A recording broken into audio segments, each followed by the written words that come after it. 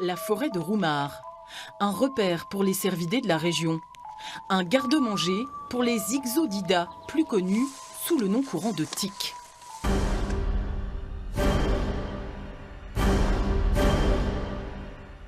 Cet insecte de 3 à 6 mm adore l'humidité et la chaleur. Ses proies, les animaux donc, et les joggeurs, les promeneurs. Et Patrick, lui, garde forestier les tiques, il connaît.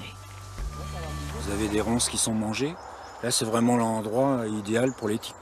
Elles restent en position haute pour pouvoir se déposer normalement sur les cerfs et les chevreuils. Chaussures fermées, vêtements longs, Patrick a donc sa panoplie pour éviter les morsures. Par 2 fois, il a dû prendre des antibiotiques pour ne pas développer la maladie de Lyme. Et en cas de piqûre, une seule façon de vaincre la tique. J'ai une petite pince comme un pied de biche. Pour les toutes petites, c'est très pratique. On tourne et on est sûr de tout enlever. Il faut 24 heures avant qu'une tique porteuse de quelques 38 bactéries ne soit contaminante.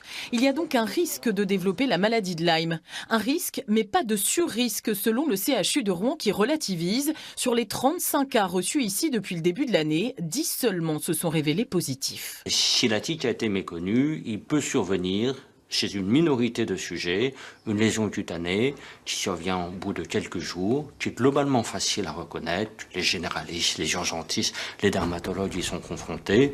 Ils voient, ils traitent. Ce sont des traitements antibiotiques simples qui sont bien tolérés et ça enraye la maladie. Pour lui, les tests sont donc efficaces et ce n'est qu'en l'absence de traitement que la maladie peut s'avérer grave. L'an passé, 27 000 nouveaux cas de Lyme ont été diagnostiqués en France.